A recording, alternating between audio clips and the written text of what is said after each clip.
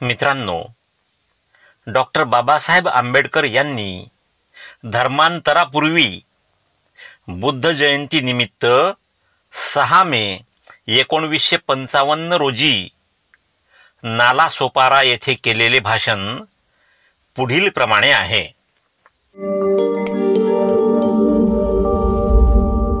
नमो बुद्धाय. जय भीम. मित्रांनो, जोशाबा या यूट्यूब चॅनलवर मी सुमेध शिरसाट आपले स्वागत करतो. आज मी तुम्हाला भगवंताच्या धर्माचे सार थोडक्यात सांगणार आहे. बुद्धाने सांगितलेला धर्म सोडला तर सर्वच धर्माची उभारणी देव आणि आत्मा या जोडीवर करण्यात आली आहे. भक्तीच्या तथाकथित पुण्याईचे गाठोडे घेऊन जीवाशिवाची गाठ पळते, आत्मा ईश्वरात विलीन होतो, असा काल्पनिक आधार देव आणि आत्मा यांची बैठक पक्की करण्यासाठी दिलेला आहे. अशा कच्च्या पायावर उभारलेला हा देव आत्म्याचा पोकळ डोलारा आहे. भक्तीचे प्रकार आपल्याला माहीत आहेतच. पूजा अर्चा, धूपदीप, मंत्रतंत्र, जप तप, कर्मकांड या मार्गांचा अवलंब ईश्वर भक्तीसाठी केला जातो. पण त्याशिवाय जीवहिंसा, नरबली इत्यादी अघोरी प्रकारही आहेत. भूतेखेते प्रसन्न करण्यासाठी नाना खुळचट विधी आहेत. सर्वांच्या मुळाशी एकच कल्पना. जीव हा पापी असल्यामुळेच जन्माला येतो. तेव्हा पापक्षालनासाठी जीवाने देह झिजवून तपत्याग साधले तरच ईश्वराची त्याच्याशी गाठ पडू शकते. अशा रीतीने जन्माचे सार्थक होऊन जन्म मरणाच्या फेऱ्यातून सुटका होते. थोड्या फार फरकाने अशाच भ्रामक कल्पना आत्मा आणि ईश्वर यांचा संबंध जोडण्यासाठी व त्यांचे अस्तित्व सिद्ध करण्यासाठी सर्वत्र पसरवलेल्या आहेत. बौद्ध धर्मात आत्म्याला स्थान नाही, तसेच ईश्वराची उचलबांगडी करण्यात आली आहे.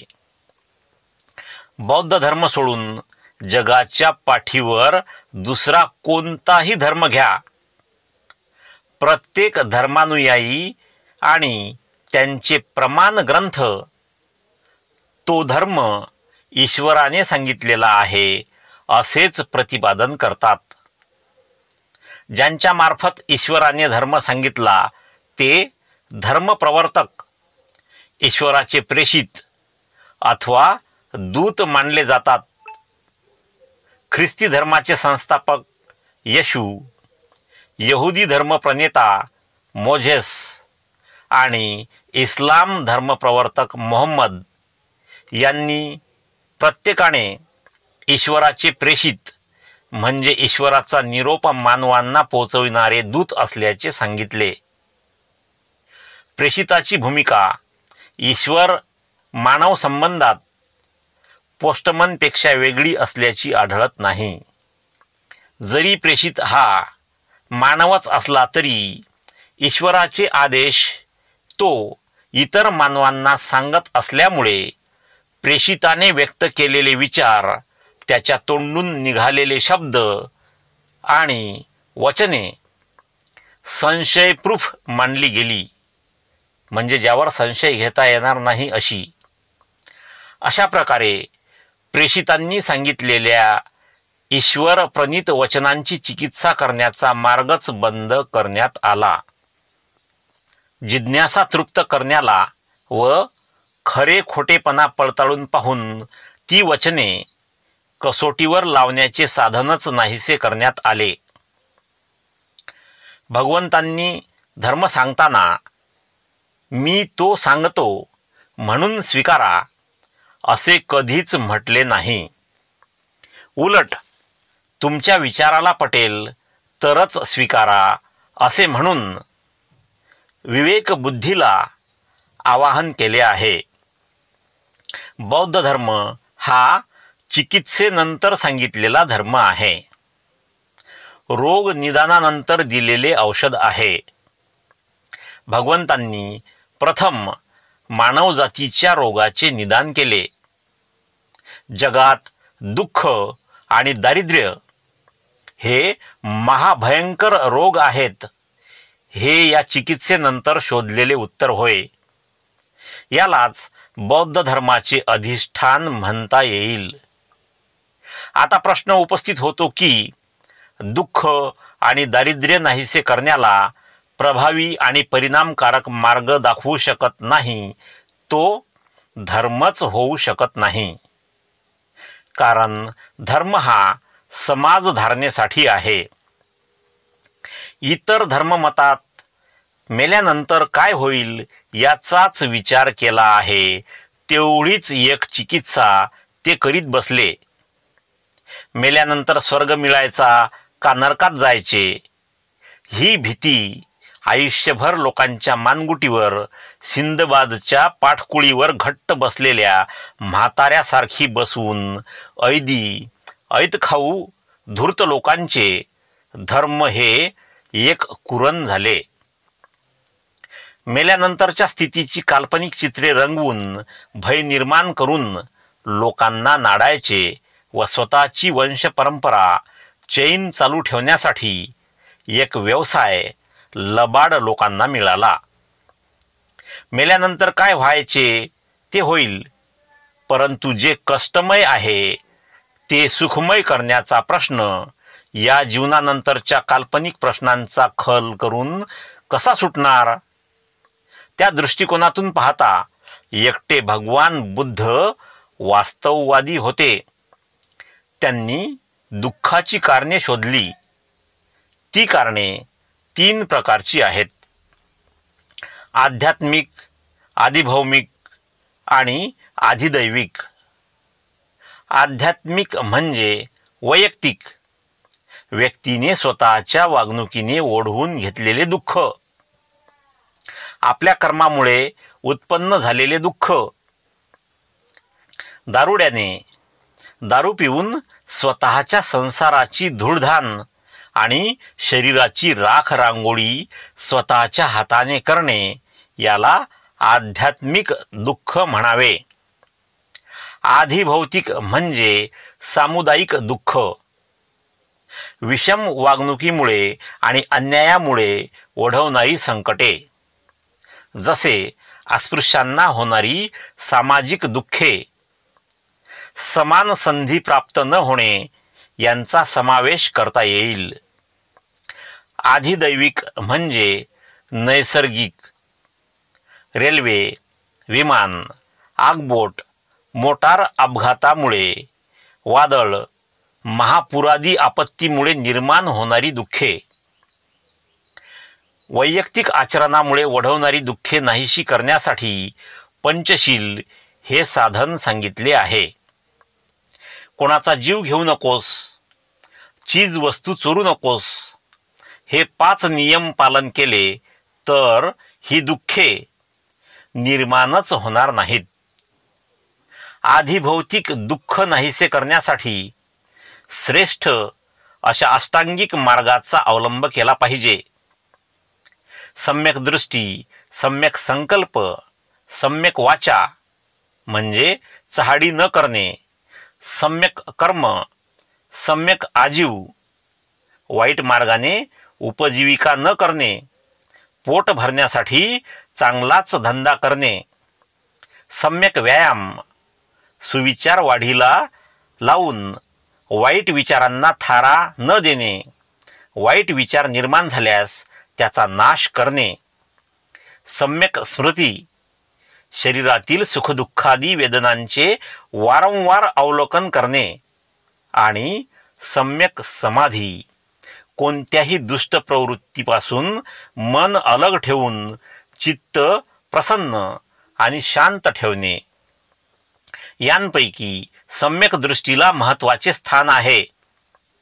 आपण जे काही करतो त्यामुळे स्वतःचाच लाभ होतो की काय हे पाहण्याऐवजी माझे हित साधत असताना दुसऱ्याची हानी किंवा कोणाला अपाय होतो की काय हे पाहिले तर जगातील आधी भौतिक दुःखे नाहीशी होतील. याचबरोबर 10 पारमिता सांगितल्या आहेत. पारमिता म्हणजे आपल्याला करता येईल तेवढे. या पारमितात प्रज्ञा श्रेष्ठ आहे. प्रत्येक पारमितेला प्रज्ञेची कसोटी लागलीच पाहिजे. प्रज्ञा म्हणजे इंग्रजीत ज्याला विस्डम म्हणतात ती. प्रज्ञेचा वापर न केल्यामुळे माणूस कसा मूर्खासारखा वागतो याचे एक उदाहरण मी तुम्हाला सांगतो. एका लहानशा गावी एक पाद्री राहत होता. संकट ओढवले की गुडघे टेकून प्रार्थना करावी हे एक वचन त्याला माहीत होते. एकदा त्या गावातील झोपड्यांना आग लागली. हा पाद्री तेथे गेला आणि सर्वांना एकत्र करून प्रार्थना करायला सुरुवात केली. अर्थातच आगीमुळे एकूण एक झोपडी जळून खाक झाली. थोडा प्रज्ञेचा वापर केला असता तर आग विझवण्यासाठी पाद्री बादली घेऊन स्वतः धावून गेला असता आणि इतरांना प्रार्थनेत न गुंतवता तर कदाचित आगीपासून बऱ्याच झोपड्या वाचविता आल्या असत्या. शील आणि नैष्क्रम्य यांचा परस्पर संबंध आहे. संकटग्रस्तांना वाचविण्यासाठी पराकाष्ठा करणे याला दान पारमिता म्हणतात. जनकल्याणाची कामे उत्साहाने आणि तत्परतेने करणे याला वीर्य म्हणतात. राग आपोआप येतो, पण क्षमा हा गुण प्रयत्नांनी मिळवावा लागतो. सत्य नसेल तर लाचारी आणि हाजीखोर वृत्ती येते. अधिष्ठान म्हणजे दृढनिश्चय. तो जसा मोठ्या कार्याच्या बाबतीत तसाच लहान सहान बाबतीतही पाहिजे. सर्वांवर सारखे प्रेम करणे याला मैत्री आणि शुभ कार्यात अडथळा निर्माण न करणे याला उपेक्षा पारमिता नाव आहे. पंचशील, आर्य अष्टांगिक मार्ग आणि 10 पारमिता दुःख निरोध करून दुःखाचा नाश करण्यास समर्थ आहेत. जगातील दुःख निवारण व्हावे हेच बौद्ध धर्माचे सार. आम्ही भारतीय आपल्या तत्वज्ञानाचे भारीच अभिमानी. परंतु गेल्या 1000 वर्षात एकही तत्वज्ञ अथवा तत्वचिंतक निर्माण झाला नाही. तात्विक विचार करून एखादा सिद्धांत मांडण्यासाठी जी मनोभूमिका विद्वानांची असावयास हवी ती न राहिल्याने विद्वान विचार विनिमयाला आणि देवाणघेवाणाला पारखे झाले. त्यामुळे विद्वानांची बुद्धी कप्प्याकप्प्यात बंदिस्त होऊन कुंठित झाली. त्यामुळे सत्यशोधन आणि सत्याग्रह करण्याचे कार्य मागे पडून पंडिताऐवजी पुस्तकी पंडितांचा वर्ग निर्माण झाला. भाराभार ग्रंथ नुसते वाचून काय उपयोग? गाढवाच्या पाठीवर ग्रंथ लादण्यापासून गाढवाला जेवढा लाभ होईल तेवढाच लाभ फार तर अशा वाचनाने होऊ शकेल. ग्रंथ वाचून रसग्रहण करण्याची शक्ती पाहिजे. नवनवीन कल्पना सुचल्या पाहिजेत. सिद्धांत परिपोष करता आला पाहिजे. आज कोणताही विषय घ्या किंवा शास्त्र घ्या, साहित्य, तत्वज्ञान, अर्थशाखा, आरोग्यशाखा, विज्ञानशास्त्र, राजनीती, युद्धनीती इत्यादी कोणतीही ज्ञानाची शाखा घ्या. भारतीय म्हणून जे काही आहे ते पूर्णतेला पोचलेले नाही.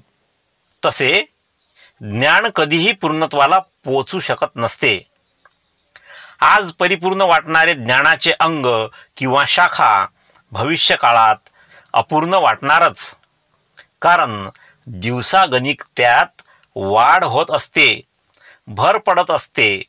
माझ्या म्हणण्याचा आशय असा की या देशातील विद्वानांनी, पंडितांनी नालंदा, तक्षशिला, विक्रमशिला, उज्जयिनी, अवंती या जागतिक कीर्तीच्या त्या काळातील विद्यापीठातील आचार्यांनी जो ज्ञान संचय केला, त्यात शेकडो वर्षात यत्किंचितही भर तर पडलीच नाही, पण जे जे आपणासी ठावे ते ते दुसऱ्याशी शिकवावे, शहाणे करून सोडावे सकळ जन. याच्या उलट वागणूक केल्यामुळे मुळात असलेले ज्ञानही लोप पावले. गुरुने शिष्याला विद्या देताना हातचे एक राखून ठेवावे. गुरुला 100 उपचार माहीत असतील तर 99 चिजा चेल्याला देऊन एक गुरुकिल्ली आपल्या हाती ठेवावी. असा पायंडा पडल्यामुळे ज्ञानाचा ऱ्हास होऊन त्याचे विकृत स्वरूप तेवढे शिल्लक उरले. माणसाला निर्वाण पद प्राप्त करता आले पाहिजे. धम्मपदात निब्बाणम परम सुखम असे म्हटले आहे. गडगंज संपत्ती जवळ आहे म्हणून सुख लाभत नसते. नुसत्या पांडित्याने माणूस सुखी राहत नाही. तो दुःखी नसतो, पण असुखी असतो. कारण अतिलोभ, खून, चोरी, परदारागमन इत्यादी विकार जन्मजात आलेले असताना विकारांवर ताबा ठेवता आला पाहिजे. भगवंत म्हणतात, मानव हा जळता अग्नी आहे. विकार हे या अग्नीमुळे पाण्यासारखे उकळत असतात. अग्नी चेतवता येतो किंवा शांत करता येतो. विकार नाहीसे करता येतील, परंतु समूळ उपटून टाकता येत नाहीत. अग्नीचा उपयोग करून घेण्यासाठी तो जसा मंद ठेवून अन्न शिजवून घ्यावे, त्याप्रमाणे मानवाचा उपयोग समाजाला व्हावा यासाठी मधली स्थिती निर्वाण ही होय.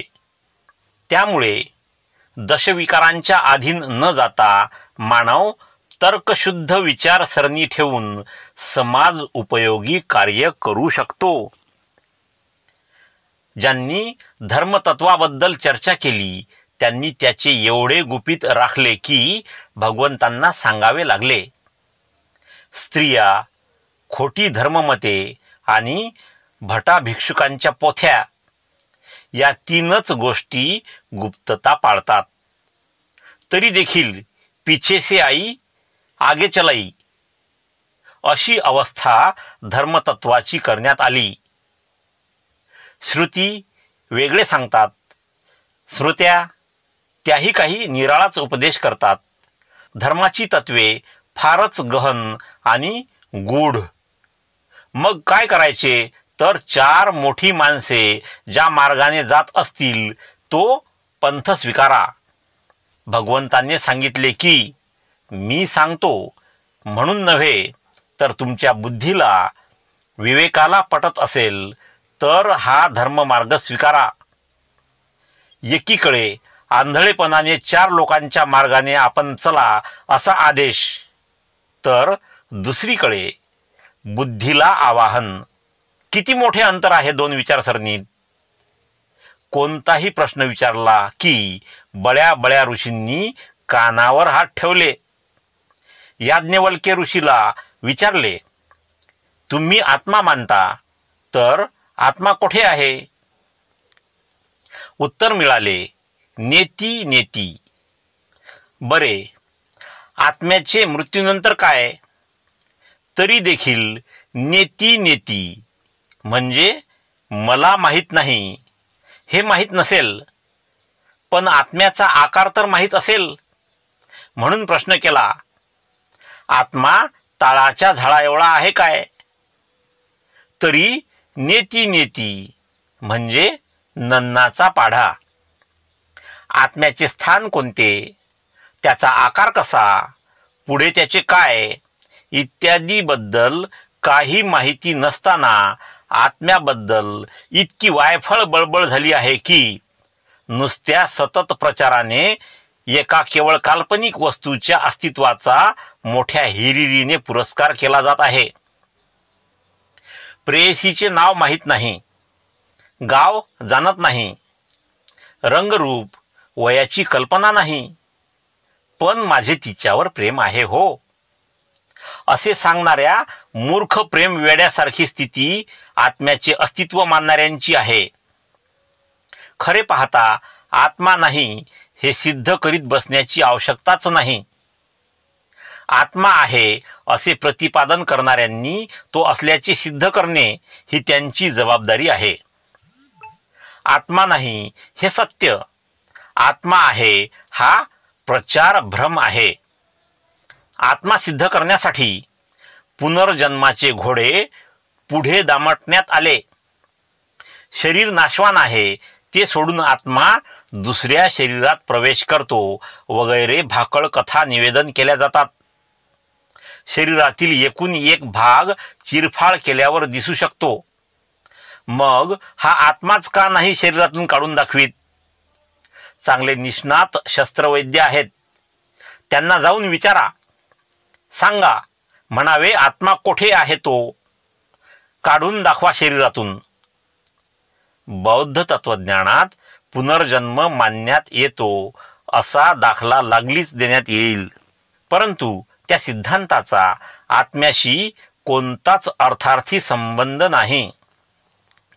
बौद्ध पुनर्जन्म सिद्धांत म्हणजे पुनर्निर्मिती, निसर्गाची पुनरावृत्ती. पित्याच्या आकारासारखा चेहऱ्या मोहऱ्याचा पुत्र होतो म्हणून तो काही संपूर्णपणे पिता नाही. याला बौद्ध तत्वज्ञानात पिता पुत्राच्या रूपाने जन्म घेतो असे म्हटले जाते, परंतु पित्यातील सर्व गुणांचा वास पुत्राच्या ठिकाणी राहू शकत नाही, कारण त्या बाबतीत पित्याबरोबर मातेचे गुण त्यात येतात. शिवाय वातावरणाचा परिणाम होतोच. एका आंब्यापासून दुसरा आंबा निर्माण होतो त्याप्रमाणे चाललेल्या जगरहाटीला पुनर्निर्मिती म्हणतात. परंतु जमीन, पाणी, वारा, खर यांचा जोड परिणाम होऊन मूळ आंब्याला जसे मधुर फळ येईल तसेच दुसऱ्या आंब्याला येऊ शकेल असे नाही. कदाचित चांगला परिणाम झाला तर चांगले फळ येईल, वाईट परिणाम झाला तर वाईट येईल. शुद्ध बीजापोटी फळे रसाळ गोमटी. म्हणूनच एका प्रांतात विशेष फळफुल झाडांची वाढ होते, इतरत्र ते जगू देखील शकत नाही. जसे चहा कॉफी आसाम निलगिरीत होते, नारळ समुद्र किनाऱ्यावरच वाढतात, संत्री चांगली मध्य प्रदेशात नागपूरलाच होतात, मसाल्यासाठी जावा बेट प्रसिद्ध आहे, हापूस आंबा रत्नागिरी जिल्ह्यातलाच चवीला आणि रसाला चांगला. एकूण पुनर्निर्मितीच्या कार्यालाच पुनर्जन्म असे म्हटले आहे, परंतु पुनर्जन्म शब्दाचा आधार घेऊन त्याबरोबर आत्मा बौद्ध तत्वज्ञानाला मान्य आहे असा गैरसमज पसरविला जात आहे. पण तो गैरसमज आहे. कर्म याचा अर्थ ब्राह्मण व बौद्ध धर्म वेगवेगळा करतात. कर्म ही अत्यंत महत्त्वाची गोष्ट आहे. हा जगाचा व्यवहार कसा काय चालला आहे? ब्राह्मण ग्रंथ म्हणतात नियंता चालवितो, त्याला ब्रह्माही म्हणतात. इतर धर्मही ईश्वर, अल्ला, गॉड या नावांनी त्याच कल्पनेला पुष्टी देतात. बौद्ध धर्मात ईश्वर नाही. बौद्ध धर्मानुसार जगाचे व्यवहार दर एकाच्या कर्माने चालतात. त्यामुळे बौद्ध धर्माने मनुष्य मात्रावर जबाबदारी टाकली आहे. केले तसे भोगावे लागेल अशी ताकीद दिली. यालाच कर्मविपाक म्हणतात. कर्मविपाक म्हणजे आमच्या क्रियेपासून निर्माण होणारी फळे. कर्म म्हणजे पूर्वसंचित पूर्वजन्मी साठविलेले पाप पुण्याचे गाठोडे असा अर्थ बौद्ध तत्वज्ञानात नाही. काही कर्म असे असते की त्याचा परिणाम ताबडतोब भोगावा लागत नाही. त्या कर्माचा क्रियेचा परिणाम कालांतराने होतो, परंतु जन्मांतराने नव्हे, कारण तसा पुनर्जन्मच नाही. यामुळे बौद्ध धर्माने माणसाला स्वतःच्या सद्गुणांची वाढ करण्याला वाव ठेवला आहे. मानवाला स्वतःच्या प्रगतीसाठी, उन्नतीसाठी स्वतःच झटावे लागेल असा आदेश दिला आहे. माझ्या कपाळी हे लिहिले आहे, हे विधिलिखित आहे, ब्रह्माची रेघ आहे, म्हणून हताश न होता, निराश न होता स्वतःच्या उद्धाराचा राजमार्ग दाखविला आहे. संचित हे एक माणसाला निष्क्रिय करणारे, धैर्य खचवणारे थोतांड आहे. पूर्वजन्माच्या कल्पनेमुळे पापकर्मे करण्याला उत्तेजन मिळालेले आहे. मागच्या जन्मात साठवून ठेवलेले पुण्य आहे, मग आता पाप करायला काय हरकत आहे, असे एखादा खाऊन पिऊन बरा असा गृहस्थ आपल्या मनाशी विचार करतो. पण असा माणूस हा मानवजातीला अपायकारक असतो. पतित दोन प्रकारचे असतात. एक पतित ज्याला आपण पतित आहोत याची जाणीव असते व त्याची बोचणी लागलेली असते. दुसरा पतित ज्याला आपल्या पापकर्मांबद्दल काहीच वाटत नाही. जसा एखादा मार खाऊ कोडगा असतो तसा. ज्या पतिताला आपल्या स्थितीची जाणीव असते व बोचणी लागते, तो आपल्या पतित अवस्थेतून वर येण्यासाठी धडपड करतो. तो या जाणीवेमुळे स्वतःचा उद्धार करू शकतो. परंतु दुसऱ्या प्रकारचे पतित सुधारूच शकत नाहीत, कारण त्याची मानसिक ठेवणच तशी असते.